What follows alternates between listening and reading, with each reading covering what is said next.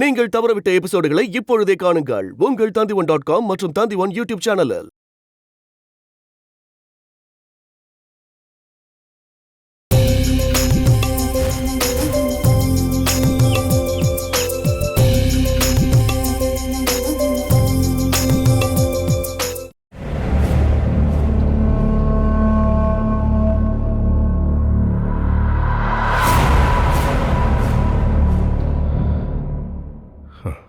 Sorry Shailaja, நீ வீட்டுக்கு வர்றதுக்கு முன்னாடியே இந்த மாதிரி தேவையில்லாத விஷயங்கள் எல்லாம் பார்க்க வேண்டியதாயிடுச்சு.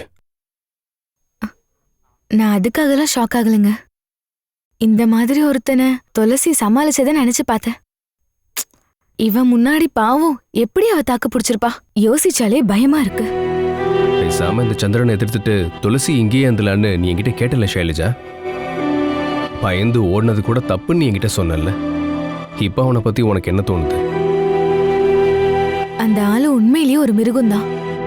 இப்படிப்பட்டவன் முன்னாடி சட்டம் நியாயம் தர்மம் எல்லாம் வேலைக்கே ஆகாது. என்ன செஞ்சாலும் அசராதவன் யாருக்கு பயப்பட போறான்? சந்திரன் ரொம்ப மோசமானவன்.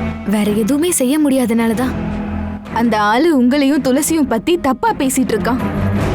நான் அதை தெளிவா புரிஞ்சுக்கிட்டேன்.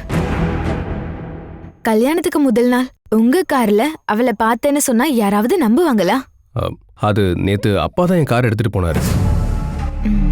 அப்பாவோட கார்ல ஏதோ பிரச்சனையா காலையிலேயே ஒர்க் ஷாப்ல இருந்து வந்து கொண்டு போயிட்டாங்க. நிஜமாவே நான் வீட்டை விட்டு எங்கேயும் வெளியே போலாமா? இதெல்லாம் யார்கிட்ட போய் சொல்றது? நீங்க அதெல்லாம் விடுங்க. அந்த நடு ரோட்ல சீனை போட்டதே எனக்காக தான்.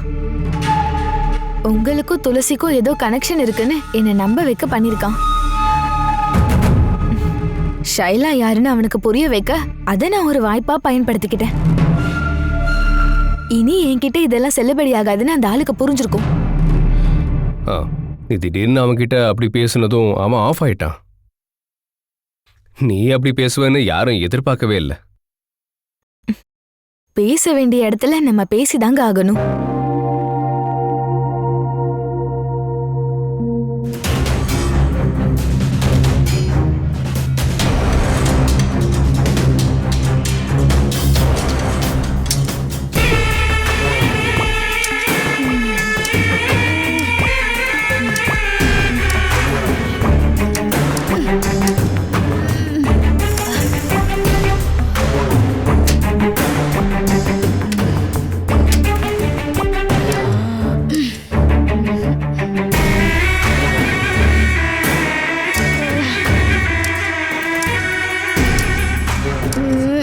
பாட்டி,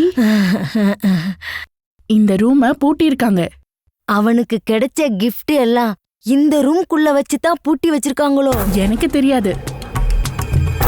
கும்படி அம்மா கரெக்ட் டைம்க்கு இங்க வந்துட்டாங்க. ஜெயகிருஷ்ணன் பொண்டாட்டி உண்மையிலே பேரழகிதான். ஆனா நான் எதிர்பார்த்த அளவுக்கு நகையெல்லாம் போடல போல. அதிகபட்சம் 50 பவுன் தான் இருக்கும். அது உங்க கண்ணோட பிரச்சனை. நான் இந்த மாதிரி எத்தனை கல்யாணத்தை பார்த்திருப்பேன். மானசிக்கு அவங்க போடுறன்னு சொன்னது 500 பவுனுமா. என்னம்மா பண்றது? அந்த யோகம் பாஸ்கரோட மகனுக்கு இல்லாம போச்சு. 500 பவுன் போடுவாங்க. எதுவுமே தெரியாம ஏன் இப்படி அடிச்சு விடுறீங்க? உனக்கு என்னடி தெரியும்?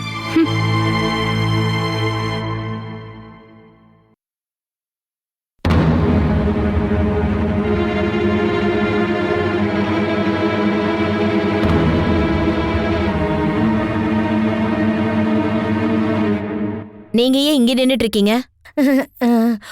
உனக்கு மேலப்பாட்டுல நடந்த ஏதாவது விஷயம் தெரியுமாடி?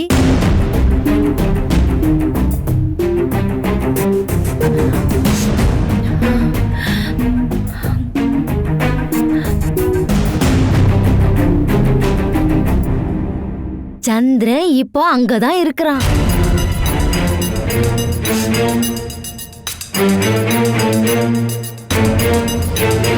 அது மட்டும் இல்ல, மானசி இப்ப கர்ப்பமா இருக்கா.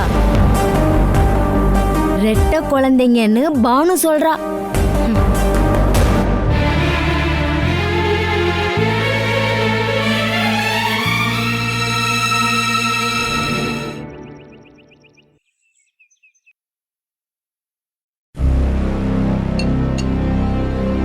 குடும்பத்தோட நாங்க போட்டி போட்டது உண்மைதான். கருணாகரன் சார் மனசு நோக்கடிக்க எந்த சந்தர்ப்பத்தையும் விட்டதில்லை. ஆனா பானுமதி அம்மா, இப்போ அதெல்லாம் நீங்க சொல்லி காட்டாதீங்க. கருணாகரன் சார் கௌரவத்துக்கு முன்னாடி இந்த சிவராஜன் ஒரு ஆளே இல்லை.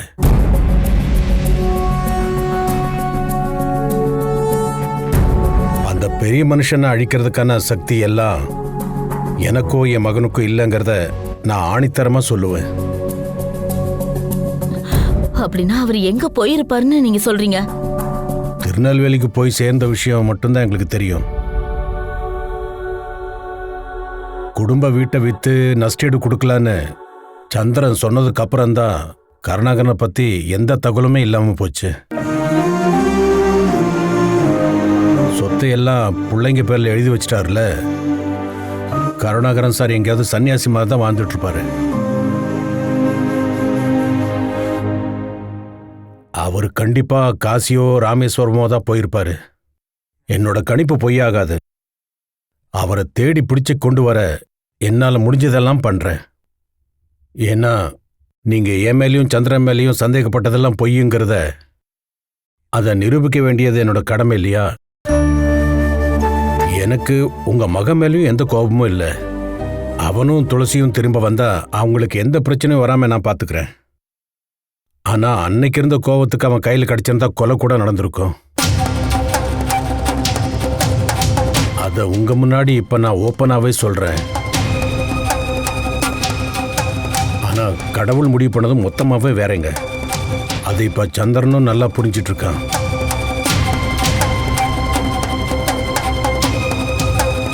மனசுல பகையை மட்டும் வச்சு போராடினா கண்டிப்பா ஜெயிக்க போறதில்ல. நம்ம வாழ்க்கை தான் வீணா போயிடுமா.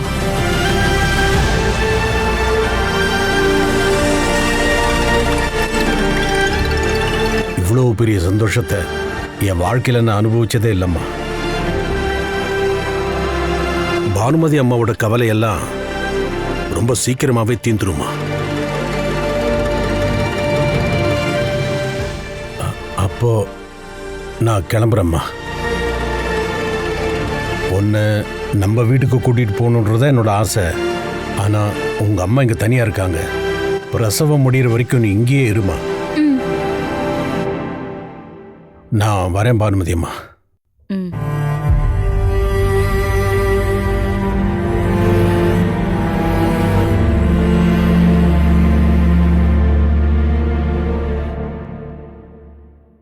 இப்போ உங்களுக்கு நம்பிக்கை வரலையா? என் மாமனார் இப்ப சொல்ற எல்லாமே உண்மைதாமா? நான் நம்ப மாட்டேன்னு சொன்னா கண்டிப்பா நம்ப மாட்டேன். நீங்க இப்படி பண்ணா நான் என்னமா பண்றது? நீ எதுவும் செய்ய வேண்டாம்.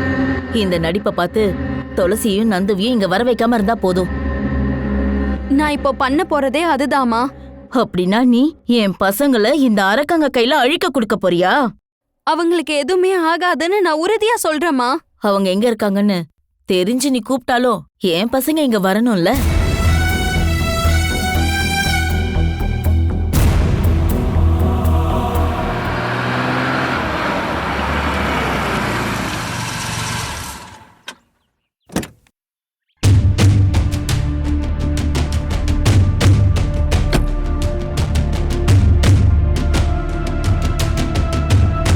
இவ எங்க இங்கே வந்திருக்கா?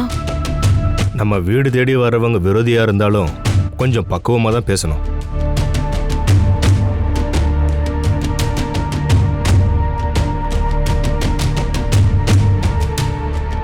நான் இப்ப வந்தது டீச்சருக்கு பிடிக்கலன்னு எனக்கு தெரியும். அதை நீ எடுத்து சொல்ல வேண்டிய அவசியமே இல்ல. சரளா, நீங்க என்ன திட்டினா கூட பரவாயில்லன்னு தான் நான் இங்க வந்திருக்கேன். நீங்க என்ன சொன்னாலும் நான் கண்டிப்பா வருத்தப்பட போறதே இல்ல. நீ பெரிய புண்ணியவதி ஆயிட்டேன்னு கேள்விப்பட்டேன். ஆனா இந்த அளவுக்கு ஆயிருப்பன்னு தெரியாது. சரி, நீ வந்த விஷயத்த சொல்லு. நீங்க நான் சொல்றத எந்த அளவுக்கு நம்புவீங்கன்னு எனக்கு தெரியாது. ஆனா நான் இப்ப சொல்ல போறது எல்லாமே உண்மைதான்.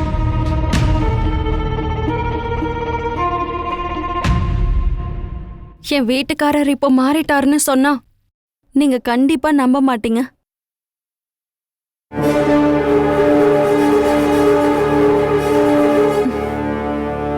நீங்க இப்ப நக்கலா சிரிக்கிறது கூட எனக்கு புரியுது.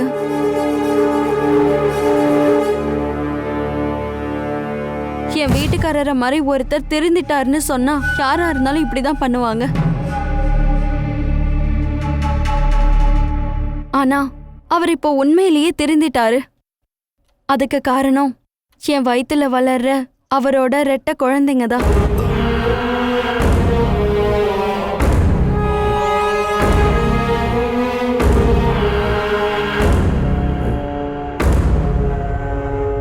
உண்மையதான் சொல்றேன். யாரையும் வஞ்சிக்கணும்ன்ற எண்ணம்லாம் இப்ப அவருக்கு இல்ல. அப்படின்னா நீ முதல்ல உன்னுடைய அப்பாவை இங்க வரவை. என்ன உன்னால அது முடியாதா?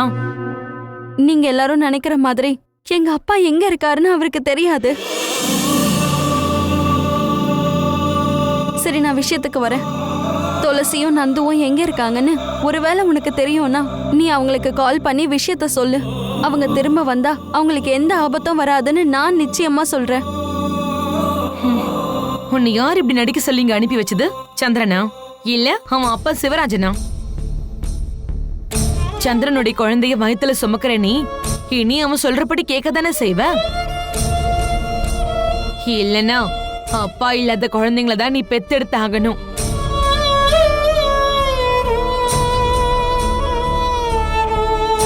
உனக்கு உன்னை விட பெருசு எதுவுமே இல்லைன்னு எங்களுக்கு தெரியுமே மனசே. உன்னுடைய சுய லாபத்துக்காக நீ என்ன வேணாலும் பண்ணுவ. அத நீ இப்ப திரும்பவும் எங்களுக்கு நிரூபிச்சு காட்டுற. கூட பிறந்தவங்கள பலி கொடுத்துதான் உன்னோட வாழ்க்கைய ஆரம்பிக்க போறியா?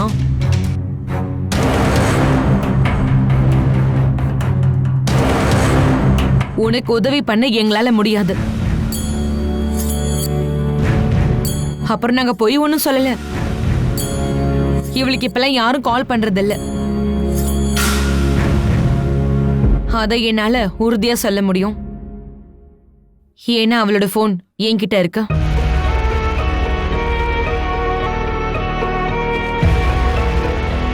இந்த விஷயத்த போய் உன்னை அனுப்புனவங்க கிட்ட சொல்லு. உன்னை பார்த்தாலே பயமா இருக்கா? உன்னை நம்ப மாட்டேன்னுலாம் சொல்ல. உன் மேல பரிதாபமும் வரல. கவலைப்படுற. நீ இப்பவும் உன் புருஷனை கண்ணை மூடிக்கிட்டு நம்புற. உன் முன்னாடி அவன் ஒரு முகமுடிய போட்டுக்கிட்டு நடிக்கிறான். சந்திரன் திருந்திட்டான்னு ஒருவேளை நீ அதை நேத்து சொல்லியிருந்தாலும் நான் அதை நிச்சயமா நம்பியிருப்பேம்மா. ஆனா இன்னைக்கு அதை என்னால் நம்பவே முடியாது. சந்திரன் நேத்து பாஸ்கர் வீட்டுக்கு போய் என்னென்னலாம் பண்ணான்னு தெரிஞ்சிருந்தா இப்படி நீ இங்க வந்து பேசிக்கிட்டு இருந்திருக்க மாட்டேன்.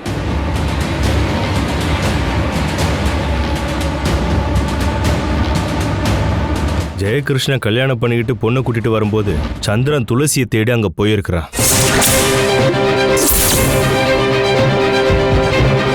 இது ஏதாவது உனக்கு தெரியுமாமா?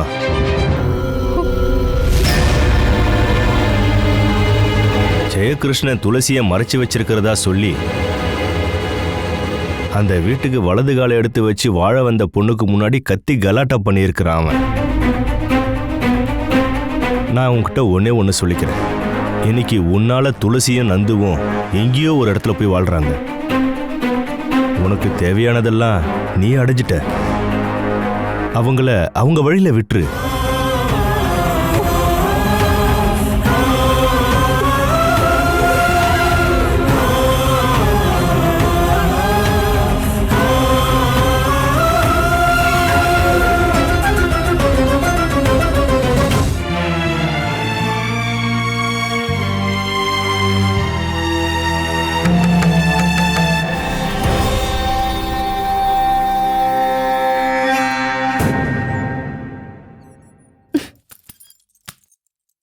திரும்பவும் நீங்க என்னை ஏமாத்திட்டீங்கல்ல. உங்களோட நடிப்பை பார்த்து நான் திரும்பவும் மயங்கிட்டேன்.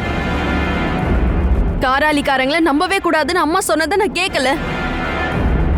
என் குழந்தைங்களை நினைச்சாவது நீங்க திருந்திருவீங்கன்னு தான் நான் நம்பினேன். ஆனா நீங்க சத்தியமா மாறவே இல்ல. இதுக்கு மேலயும் நீங்க மாற மாட்டீங்க. துரோகங்கிறது உங்க ரத்தத்தோட கலந்துருச்சு. பேசி முடிச்சிட்டியா? சரி, இப்ப எதுக்காக நீ கோபப்பட்டங்கிற விஷயத்தையும் சொல்லு. அதுக்கப்புறமா நீ என்ன வேணாலும் பண்ணு. எனக்கு எதுவுமே தெரிய வராதுன்னு நினைச்சீங்களா? மானசி தான் எல்லாருக்கும் எதிரியாச்சே. அவகிட்ட யாரும் எதுவும் சொல்ல மாட்டாங்கன்னு நினைச்சிட்டீங்கல்ல? நீ என்ன வேணாலும் சொல்லு, திட்ட கூட செய்யலாம். அதையெல்லாம் கேட்கவும் நான் ரெடியா இருக்கேன். ஆனா அதுக்கான காரணத்தை சொல்லணும். உங்க மனசுக்குள்ள இப்பவும் துளசி தான் இருக்கா? என் முன்னாடி ரொம்ப நல்லவனா நடிச்சாலும் நீங்க அவளை தேடுறத மட்டும் நிறுத்தவே இல்லைல்ல? நான் சொல்றது உண்மைதானே? ஆமா, துளசியை தேடி நான் போனேன். இல்லைன்னு நான் ஏன் மறுக்க போறேன்? ஆனா என் மனசுக்குள்ள அவ இருக்கான்னு மட்டும் இனிமே நீ சொல்லாத மனசு. அதை இப்ப கேட்கவும் நான் விருப்பப்படல. நீ ஏன் கோவப்படுறன்னு இப்ப எனக்கு புரிஞ்சு போச்சு. நான் ஜெயகிருஷ்ண வீட்டு முன்னாடி போய் சண்டை போட்டேன்தான், ஒத்துக்கிறேன். அவன் கட்டுன பொண்ணோட வந்த நேரம் பார்த்து தான் நான் சண்டை போட்டேன். இதை எவ்வளவு பெருமையா ஒத்துக்கிறீங்க பாருங்க. நான் எதுக்காக அதை பண்ணன்னு கேளு. நேத்து ஜெயகிருஷ்ணன் கூட துளசி போனதை இந்த ஏரியால நிறைய பேர் பார்த்திருக்காங்க. அவளும் கார்ல ஒன்னா போறத பார்த்து என்கிட்ட சொன்னதே கிரிதான். அவன் துளசியை இந்த சிட்டில தான் எங்கேயோ மறைச்சு வச்சுக்கிட்டு இன்னொரு பொண்ணு கழுத்துல தாலி கட்டி கூட்டிட்டு வந்திருக்கான். எதுக்காக அவன் அப்படி பண்ணணும்? துளசி வேணும்னா அவன் அவளையே கல்யாணம் பண்ணிருக்க வேண்டியதுதானே? இன்னொருத்தி எதுக்காக கல்யாணம் பண்ணி கூட்டிகிட்டு வரணும்? நீ நம்பினாலும் இல்லைன்னாலும் இப்ப உன்கிட்ட நான் சொன்னதுதான் உண்மை. துளசி பத்தின எண்ணத்தை என் மனசுல இருந்து எப்போ தூக்கி போட்டேன். உனக்கு தெரியுமா, அவ எங்க இருந்தான்னு கூட எனக்கு தெரியும். சத்தியமா நான் பொய்யெல்லாம் சொல்லல. ஹாஸ்பிட்டல் இருந்து நான் வெளியே வரும்போது பைத்தியம் பிடிச்சுதான் நான் வந்தேன்.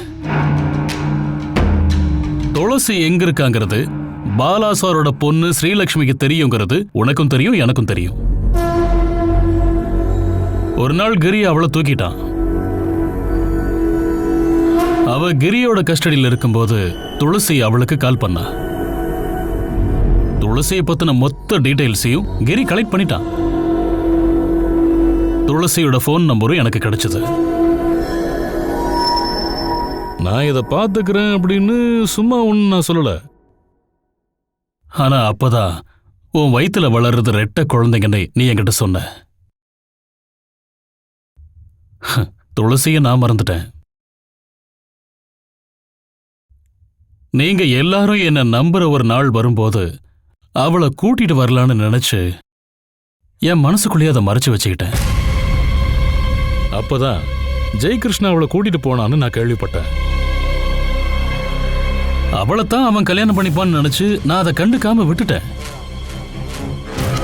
ஆனா அந்த கல்யாணத்துல அவ கலந்துக்கல. நான் அதை விசாரிச்சு தெரிஞ்சுக்கிட்டேன். அதுக்கப்புறம் தான் அவனோட நோக்கம் தப்பானதுன்னு எனக்கு புரிஞ்சுது. ஓம் புருஷங்கிற உரிமையோட தான் ஜெயகிருஷ்ணனை தடுத்து நிறுத்தின. அவ எங்க இருக்கான்னு தெரிய வந்தா உன்னையும் கூட்டிக்கிட்டு போய் அவளை இந்த வீட்டுக்கு கூட்டிட்டு வரலான்னு நினைச்சேன். அப்புறமா நம்ம காராளி போலான்னு நினைச்சேன். என்னாலதான் அவ இந்த வீட்டை விட்டு போனான்னா திரும்ப இந்த வீட்டுக்கு அவளை நானே கூட்டிட்டு வரலான்னு நினைச்சேன். நான் அங்க போய் அத்துமீறினேன்னு உங்ககிட்ட யாராவது சொன்னாங்களா? நான் பழைய சந்திரனா இருந்திருந்தா அவன் இந்நேரம் கல்யாண மண்டபத்துக்கே கூட வந்திருக்க மாட்டான். நேத்தே துளசி எங்க இருந்தாலும் நான் கண்டுபிடிச்சிருப்பேன். இதுக்கு மேலெல்லாம் என்னால உனக்கு விளக்கம் கொடுக்க முடியாது. ஒண்ணு மட்டும் புரிஞ்சுக்கோ, நேத்து வரைக்கும் இருந்த இடத்துல இன்னைக்கு துளசி இல்ல. இப்ப அவ ஜெயகிருஷ்ண கிட்ட இருக்கா. உனக்கு நான் அவளோட போன் நம்பர் தரேன். உனக்கு நம்பிக்கை இல்லைன்னா ஸ்ரீலக்ஷ்மி கிட்ட துளசியோட நம்பரை கேளு. அப்புறமா கால் பண்ணு. அவ வர ரெடினா அம்மாவை அவகிட்ட ஒப்படைச்சிட்டு நாம இங்கிருந்து கிளம்பிடலாம்.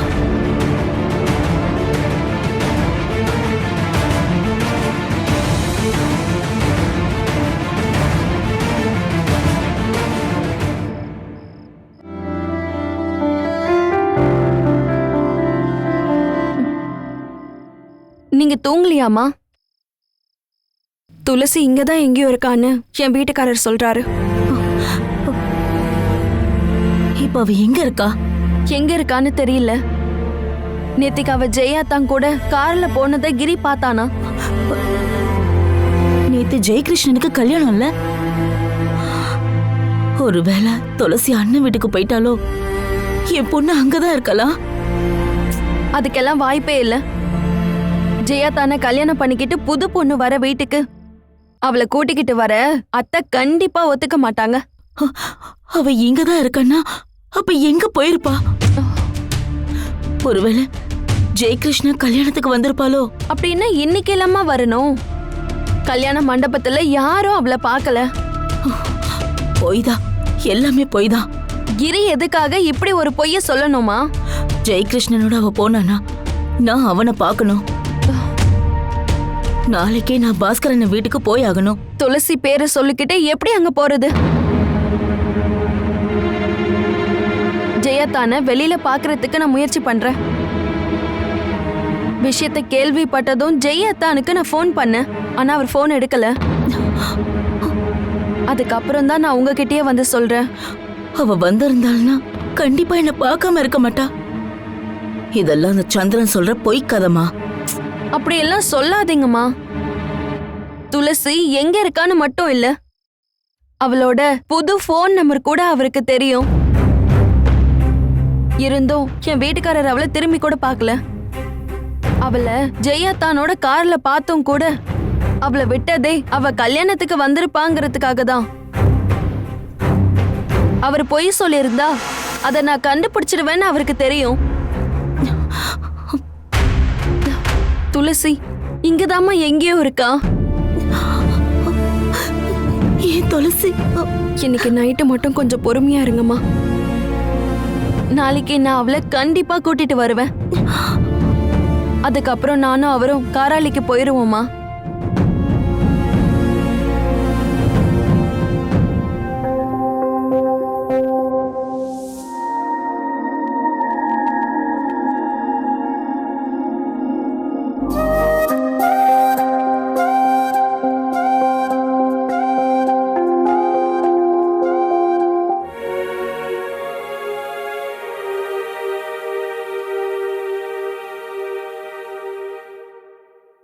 சாரி, போர் அடிக்குதா? நான் என்ன பண்றது, ஃப்ரெண்ட்ஸ் என்ன விடவே மாட்டேங்கிறாங்க. பாவம், அவங்களும் பேசணும் இல்லைங்க. சரி, நீ உட்காரு.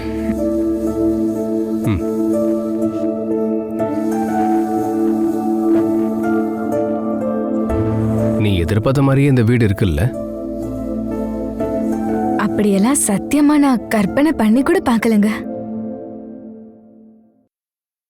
உனக்கு எத்தனை நாள் லீவ் இருக்கு? நான் ஒரு வாரம் தான் லீவ் எடுத்திருக்கேன். வேணும்னா எக்ஸ்டெண்ட் பண்ணிக்கலாம். ஏன், ஏதாச்சும் ட்ரிப் பிளான் பண்ணிருக்கீங்களா? அப்படி நான் மட்டும் பிளான் பண்ணிட முடியாதுல்ல. நம்ம சேர்ந்து பிளான் பண்ணலாம்.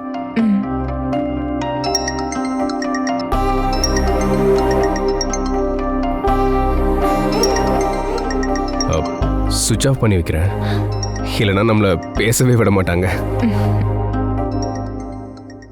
உங்களுக்கு விஷஸ் சொல்ல தான் கூப்பிடுவாங்க. கால் அட்டெண்ட் பண்ணி பேசுங்க.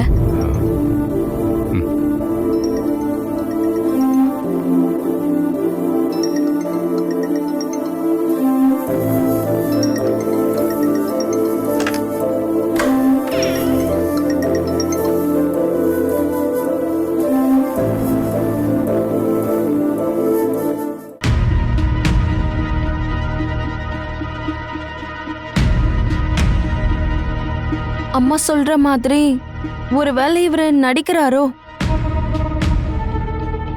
எப்பவுமே திருந்த மாட்டாரு, உருப்பட மாட்டாருன்னு அம்மா சொல்ற மாதிரி இவரை நம்ம நம்ப கூடாதோ?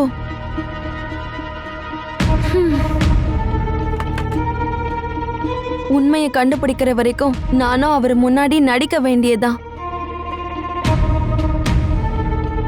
அதை தவிர இப்ப வேற வழியே இல்லை.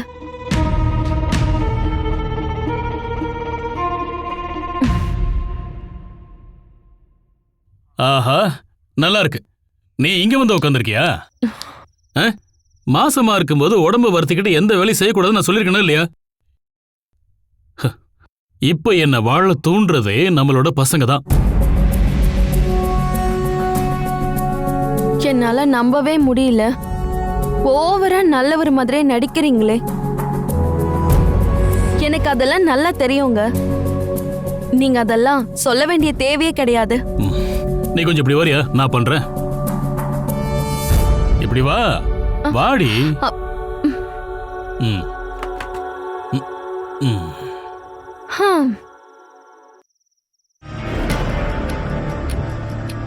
இவரோட இந்த அன்பு உண்மையா?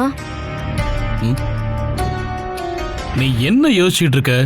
உங்களை மாதிரி ஒருத்தர் கிச்சனுக்குள்ள வந்து பொண்டாட்டிக்கு ஹெல்ப் பண்றீங்கன்னு வெளியே இருக்கவங்களுக்கு தெரிஞ்சா அது அவமானங்க. அந்த அவமானத்தை நான் பொறுத்துக்கிறேன். துளசி பின்னாடியே காதல் பைத்தியம் முத்தி அலைஞ்ச ஆள் நீங்க. இப்போ திடீர்னு நீங்க இப்படி மாறினத சத்தியமா என்னால நம்பவே முடியல. நீ கிண்டல் பண்றன்னு எனக்கு நல்லா புரியுது. நான் அதெல்லாம் சத்தியமா மறந்துட்டேன். இப்ப என்னோட மனசுல துளசிங்கிற எண்ணமே இல்ல. இனி ஒரு நல்ல புருஷனா, ஒரு நல்ல அப்பாவா நடந்துக்க ஆசைப்படுறேன். இனி நீ தேவையில்லாம துளசியை ஞாபகப்படுத்தாத. நான் சும்மா காமெடிக்கு தான் சொன்னேன். நீங்க இந்த அளவுக்கு ஃபீல் பண்ணுவீங்க நான் எதிர்பார்க்கவே இல்ல. இதுக்கு மேல நான் இப்படி எல்லாம் பேசவே மாட்டேன். இப்ப என் வீட்டுக்காரரை நல்லா புரிஞ்சுக்கிட்டேன். நீ அப்படி நம்பிக்கிட்டே இருடி. இந்த சந்திரன் யாருன்னு, என் லட்சியம் என்னங்கிறதையும் நான் உனக்கு புரிய வைக்கிறேன்டி.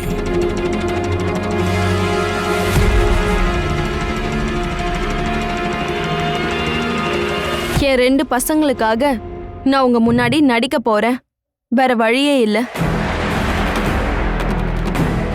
இன்னும் நீங்க என்னெல்லாம் பண்றீங்கன்னு நானும் பாக்குறேன்.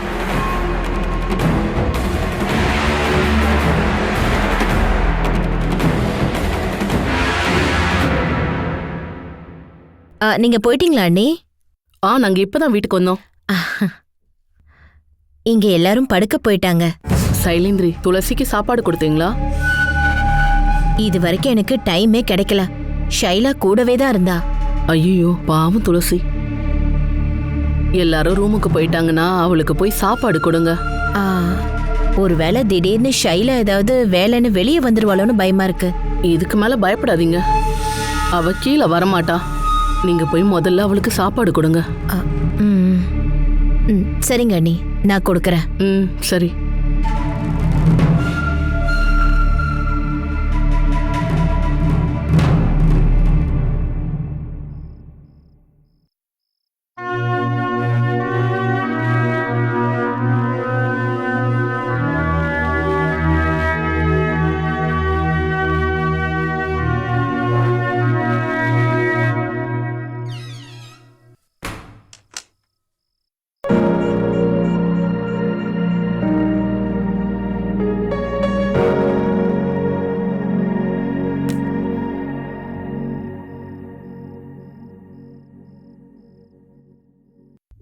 நீ ரொம்ப டயர்டா இருப்பேன்னு நினைக்கிறேன். எனக்கும் ரொம்ப டயர்டா இருக்கு. சரி, நம்ம தூங்கலாமா? Good night.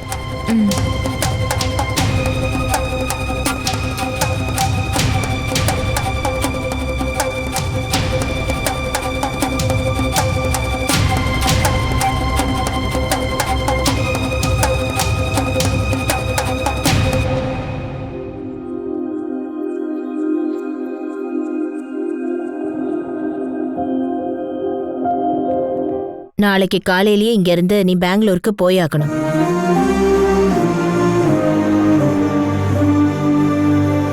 ஜெயும் ஷைலும் எந்திரிக்கிறதுக்கு முன்னாடியே உன்னை காலையில அவர் கூட்டிட்டு போயிடுவாரு. அவர் அதெல்லாம் ரொம்ப நல்ல வேலைன்னு உன்கிட்ட சொன்னாலும் அதெல்லாம் நீ நம்பிட்டு இருக்காத. அதுக்காக நீ அதை வேணான்னு சொல்லிட்டு வந்துடாத. நீ ஏற்கனவே ஒரு கடையில தானே வேலை பார்த்த. அந்த மாதிரி இது ஒரு துணி கடையா இருக்கும்னு நினைக்கிறேன். என்ன ஆனாலும் அதிகபட்சமா 6 மாசம்தான் நீ அங்க வேலை பார்ப்ப. அதுக்குள்ள உனக்கு கல்யாணம் பண்ணிடுவோம். நான் கண்டிப்பா உங்களுக்கு எந்த தொந்தரவும் கொடுக்க மாட்டேன். சொன்ன சொல்ல காப்பாத்துனா போதும். ஜெய்க்கு இப்ப கல்யாணம் ஆயிடுச்சு. நீ அவங்க வாழ்க்கையை கெடுத்துறாத. அத்தை, ஜெயா மாமா மேல நான் ஆசைப்பட்டிருந்தா எனக்கு இன்னைக்கு இந்த நிலைமை வந்திருக்காதுன்னு உங்களுக்கே நல்லா தெரியும். நீ இங்க இருந்து போனதுக்கு அப்புறம் அவனுக்கு எதுவும் போன்லாம் பண்ணிடாத. நீ பண்ற நேரத்துல ஜெய் எடுக்காம அவ எடுத்துட்டானா இனி ஜெய் ஷைலாக்கு மட்டும்தான் சொந்தம். அந்த நினைப்பு உனக்கு எப்பவுமே மனசுல இருக்கணும். போ, ஏதாவது எடுத்து சாப்பிடு. கிச்சன்ல சாப்பாடு இருக்கு. அப்புறம் நான் சொன்னது ஞாபகம் இருக்குல்ல, காலையிலேயே நீ ரெடியாரு, சரியா?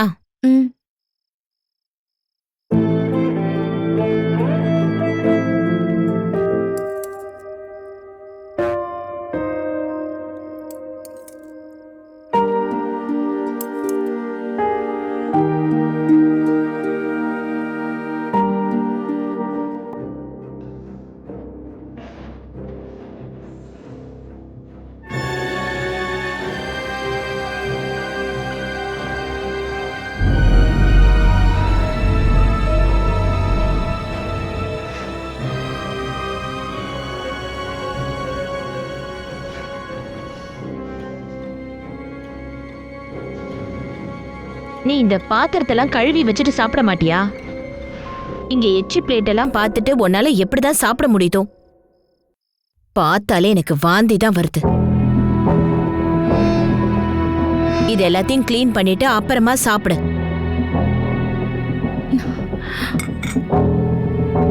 அப்புறம் உனக்கு கீழே ரூம் ரெடி பண்ணி வச்சிருக்கேன். இன்னைக்கு நீ அங்க தூங்குனா போதும். சரி.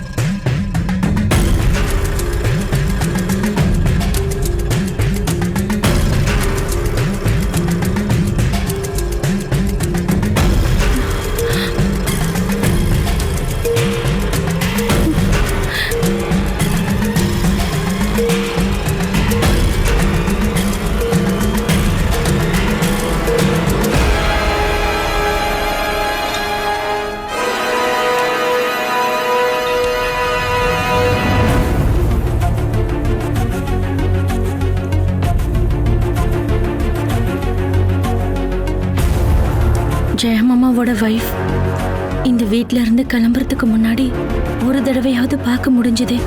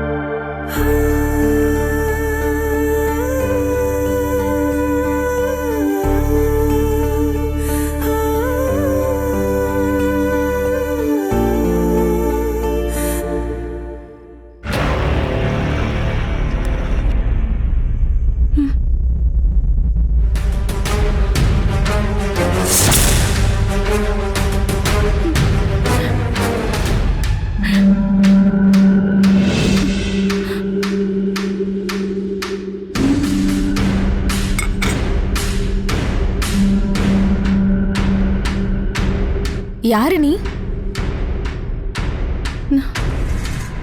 கேட்டது புரியலையா? நீ யாருன்னு கேட்ட.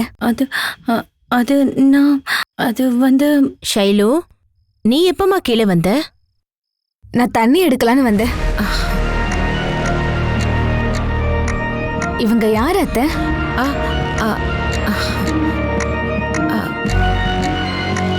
நான் கேட்டதுக்கு எதுவுமே சொல்லல. என்னை பார்த்து பயந்து நிக்கிறாங்க. இவ இந்த வீட்ல வேலை பாக்குற பொண்ணுமா?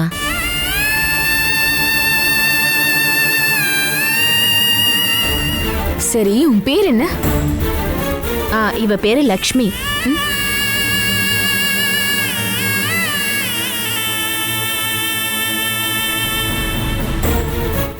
இது வரைக்கும் நீ வேலையை முடிக்கலையா? நான் இதுக்கு முன்னாடி இங்க வந்தப்போ இவங்களை பார்க்கவே இல்லையா அத்தை?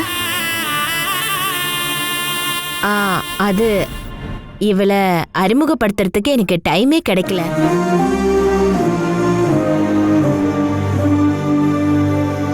இவ எப்ப பார்த்தாலும் கிச்சன்லயே தான் இருப்பா.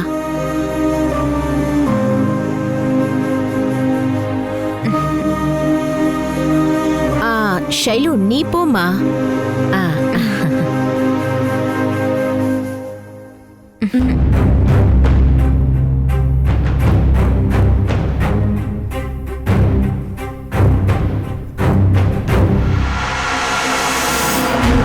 நீ இந்த வீட்டை விட்டு கிளம்புறதுக்குள்ள அவ கண்லயும் அவன் கண்லயும் படக்கூடாதுன்னு சொன்னேன்ல.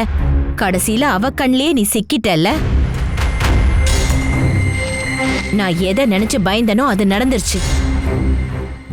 நாளைக்கு நீ இங்க இருந்து கன்ஃபார்மா போயிடுவேன்றதுனாலதான் அவகிட்ட நீ வேலை செய்யற பொண்ணுன்னு சொன்ன. இதுக்கப்புறம் இங்க நின்னு நீ ஒண்ணும் பண்ண வேண்டாம். முதல்ல கிளம்புறியா? காலையிலேயே கிளம்பணும்ல, போ.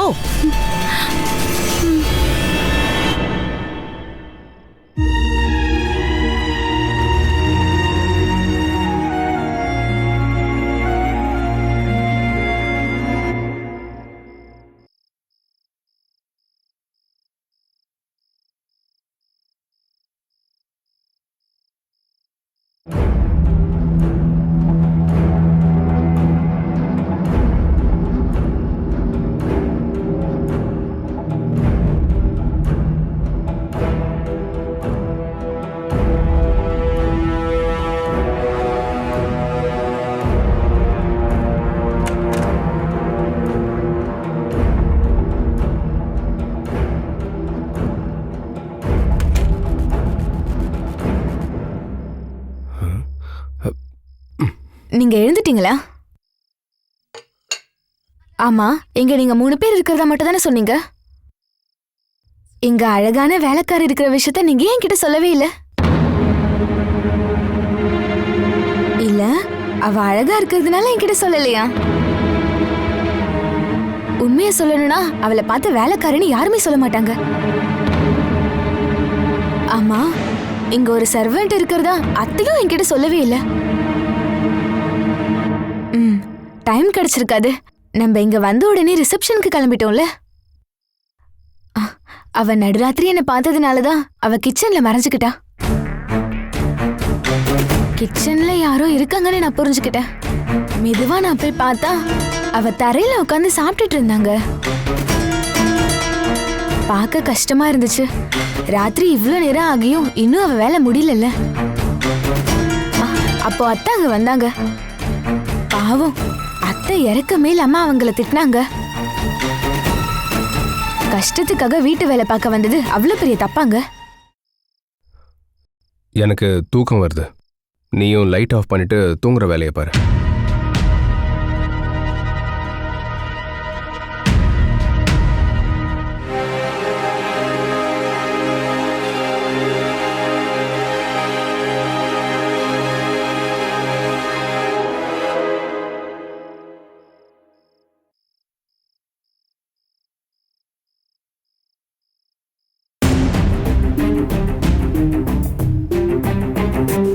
இல்ல, அவ அழகா இருக்கிறதுனால என்கிட்ட சொல்லலையா? உண்மையை சொல்லணும்னா அவளை பார்த்து வேலைக்காரன்னு யாருமே சொல்ல மாட்டாங்க.